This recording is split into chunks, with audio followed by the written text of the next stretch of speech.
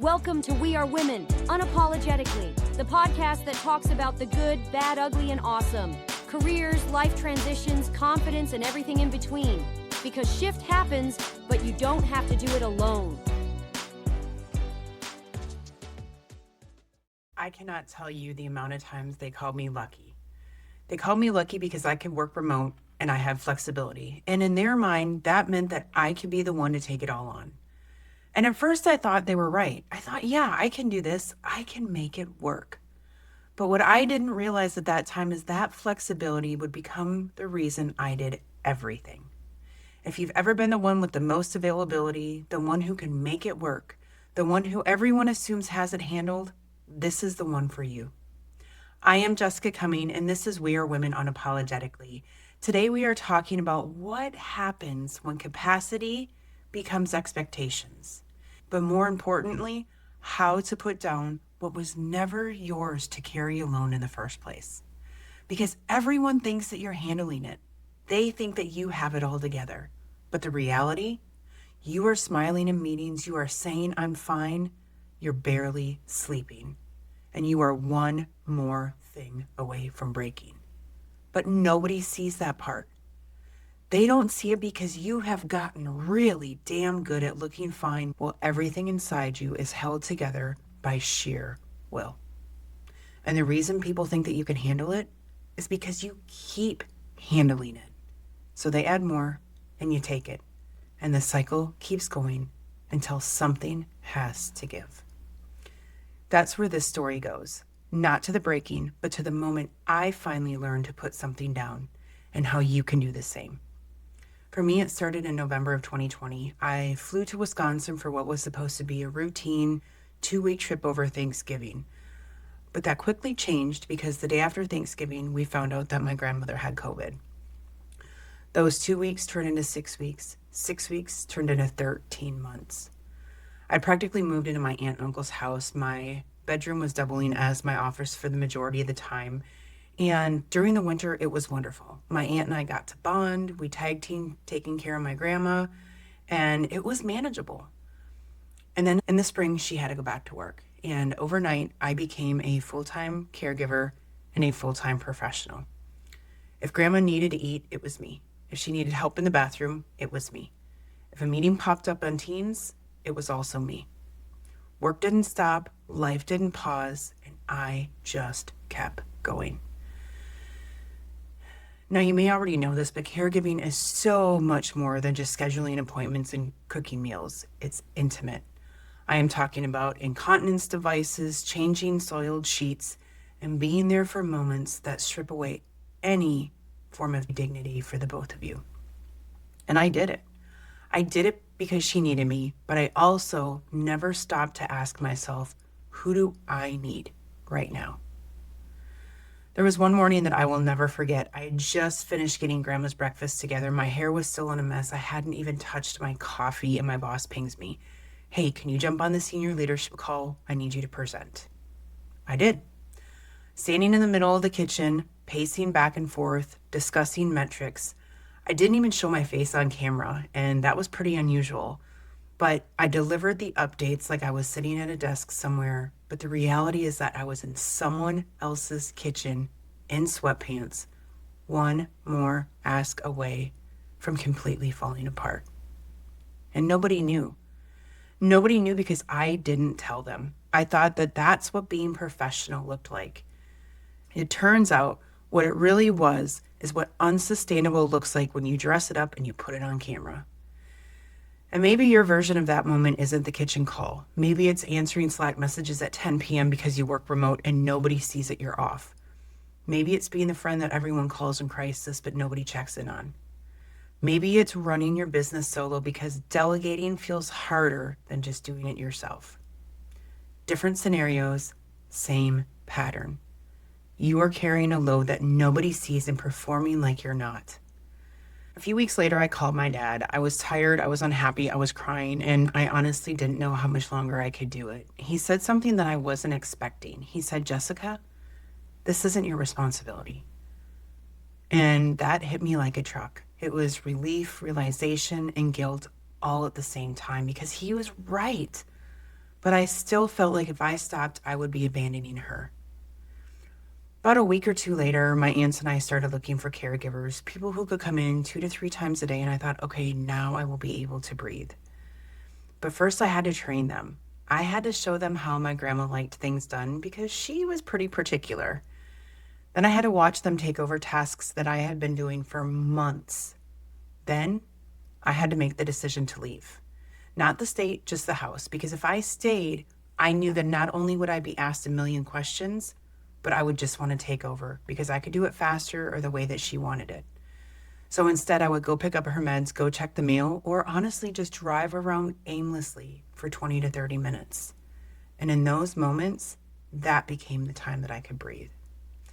That was when I realized letting in help, even when it feels uncomfortable, might just be the thing that saves you. I also started reaching out to family. Hey, maybe you could come spend some time with grandma this weekend. Polite, hopeful, not desperate. Sometimes they came, but the majority of the time they said they would, they didn't. She would miss her nap time waiting for something that never arrived. And it took me months to realize grandma would love to see you is not the same as I need a break. Can you come? One is a suggestion, the other is a boundary. And I spent months suggesting when what I needed to do was ask.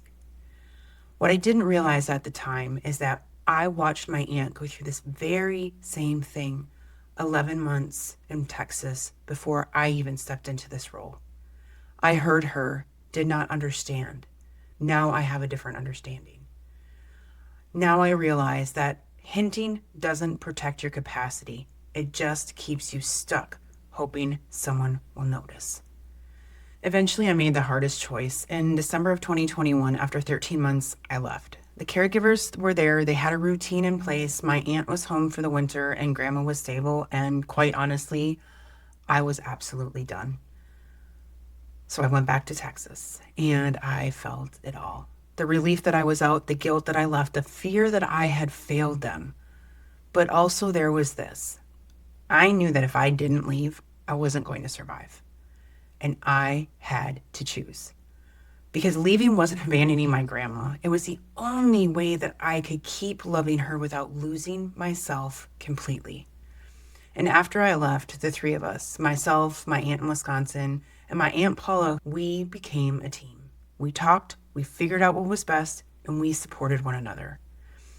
And during that time, we realized something is that when you are in it every single day, you don't see the small changes.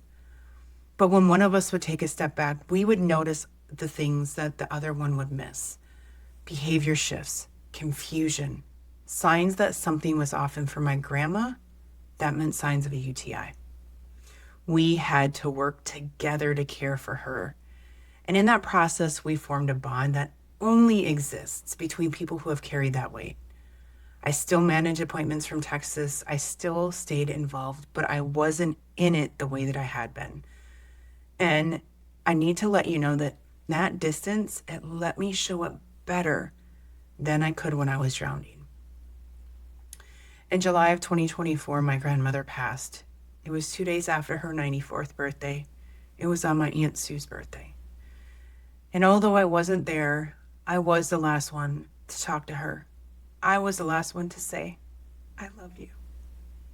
Maybe your version isn't caregiving, but before we move past that, I want to let you know something. Over 63 million Americans are caregivers. Most of them are women, and most are doing it while also working full-time, raising kids, managing households, showing up like everything is fine. And nobody sees it.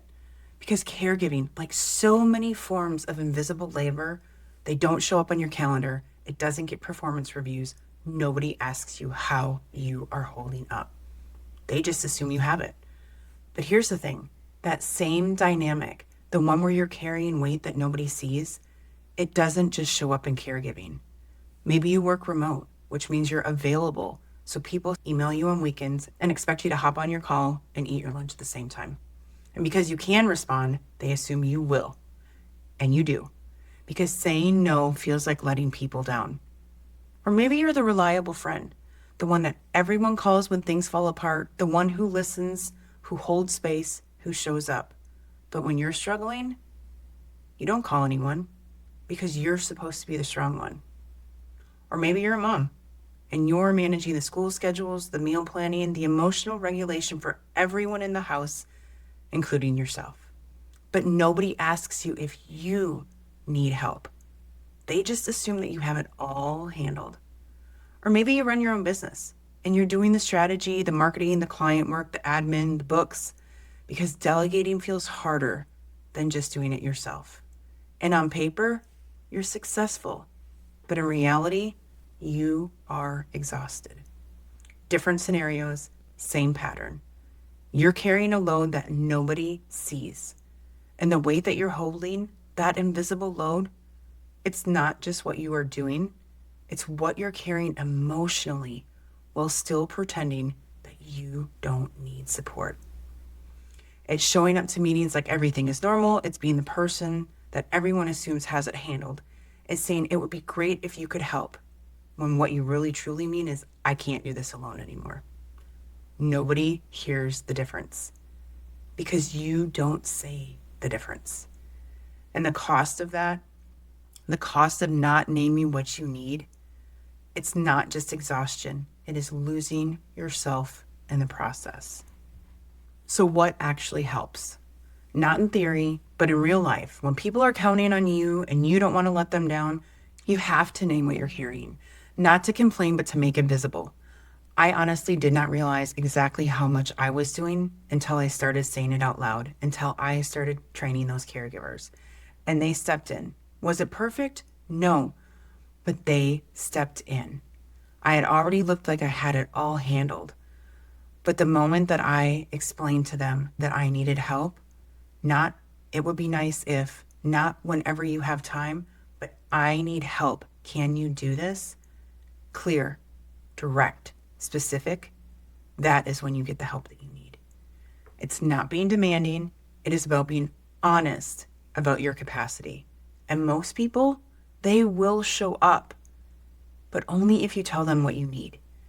Because they can't read your mind. They can't notice when you're drowning if you keep showing up like you are absolutely fine. You have to let people help, even if it's imperfect. And that was actually the hardest part for me. Because when you are used to doing things a certain way, and when you have a grandmother who wants things done a certain way, watching someone else do it differently feels wrong.